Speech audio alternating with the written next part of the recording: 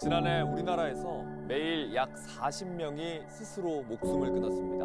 13년 만에 가장 많은 숫자인데 코로나19가 한창일 때 새롭지만 새롭지 않은 정신질환이 유행처럼 번지고 있다. 바로 우울이다. 거리에 나가면 우울하다는 말을 입버릇처럼 되뇌이는 자들이 발에 치인다. 19세기의 철학자 쇼펜하우어가 한 말입니다. 어차피 문제를 해결하면 뭐해.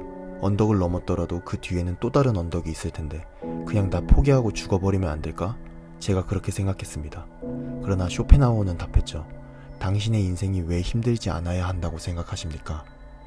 인생에서 불행해지기는 쉬워도 행복해지기는 어렵다. 행복을 포기하는 것은 위선도 절망도 아니다. 가장 현명한 선택이다. 지금이나 예나 우울증은 인류에게 떼어놓을 수 없는 질병이 되었습니다. 쇼펜하우어는 우울의 원인을 아이러니하게도 기술의 발전을 꼽습니다. 기술의 발전이 정신을 나약하게 만들었고 무언가를 이겨내려고 하기보다는 이미 만들어진 도구를 사서 해결하려고 한다는 것입니다. 저는 얼마 전 심한 악몽을 꿨습니다. 깨어나며 눈을 떴는데 전혀 안심이 되지 않았습니다. 오히려 중얼거렸죠. 차라리 그게 낫지. 현실이 더 악몽이니까. 예전에는 지구 반대편 사람들의 삶을 알 수 없었습니다. 모두가 고통 속에 있었고 대부분이 가난했고 주변 소식을 잘 알 수 없었죠. 그래서 인간은 자신이 불행하다는 사실을 자주 망각할 수 있었습니다. 그러나 오늘날은 다릅니다. 주머니 속 작은 기계 하나가 누군가는 매일 여행을 가고 누군가는 웃으며 사진을 찍고 누군가는 잘생기고 이쁘고 성공했음을 매일같이 들이밉니다. 우리는 이제 타인의 고통이 아니라 타인의 행복만을 보게 되었습니다. 그리고 그 착각은 인간을 더욱 불행하게 만듭니다. 쇼펜하우어가 말했습니다. 인간의 나약한 정신은 자신의 이해와 통찰을 동원하기보다는 타인이 떨어뜨린 몇 마디 말을 잽싸게 주워 담아 아무도 없는 곳에서 몰래 삼킨 후 배설하기를 즐겨한다. 사람들은 전보다 더 많이 가지고 있지만 전보다 더 깊이 결핍감을 느낍니다. 제가 좋아하는 팝송 중에 이런 가사가 있습니다. 공허함을 채우려고 노력해봤는데 아직도 너무 공허하잖아. 지금 나에게 필요한 건 사랑인가봐. 내가 살아가야 할 이유를 찾으려고 해봤어. 사소한 물건들 하나의 의미마저도, 침실과 옷장 속의 물건까지도. 하지만 마음속의 짐은 여전히 어둡기만 해. 현대의 우울함이지 우린 항상 혼자가 아니지만 항상 우울함을 느껴. 현대인들의 우울증을, 우울함을 잘 드러낸 곡입니다. 요즘 외롭다는 말을 참 많이 듣습니다. 사람들 사이에 둘러싸여 있어도, 대화창에 알림이 떠도 마음은 텅 비어있는 느낌.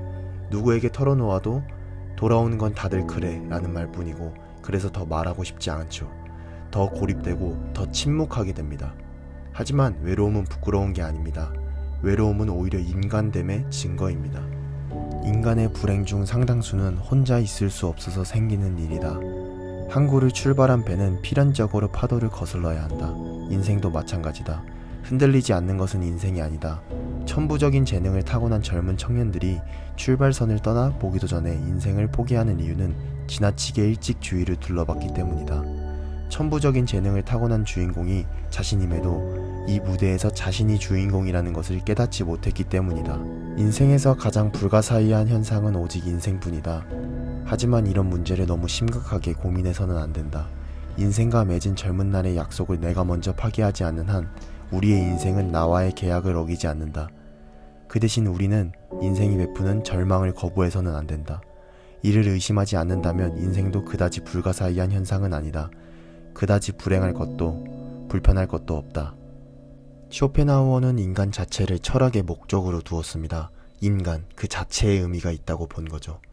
그는 말했습니다. 모든 생명은 살아남고자 하는 의지가 있다. 이 세상에 존재하는 모든 생명은 그 의지의 가장 순수한 표상으로 남고자 한다고 믿었습니다. 하지만 지금 우리는 그 의지를 간과한 채 눈앞에 보이는 것들만 쫓습니다.